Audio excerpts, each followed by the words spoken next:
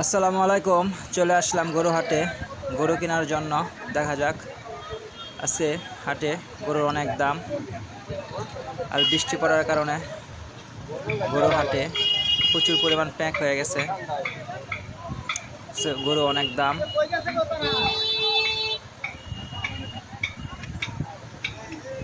এখনো বাজারের ভিতর ঢুকি নাই, শুধু প্যাকের কারণে প্রচুর পরিমাণ প্যাক। সাইড থেকে শুধু বড় বড় গরু দেখতেছি। বাজারের শেষ সময়, ইনশাল্লাহ একটা গরু কিনে নিয়ে যাবো বাসায়। দেখা যাক কি হয়।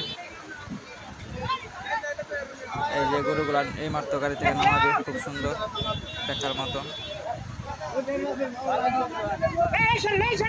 সবাই ভালো থাকবেন, সুস্থ থাকবেন, দোয়া করি। হাত দুটো বিরাট দুষ্ট।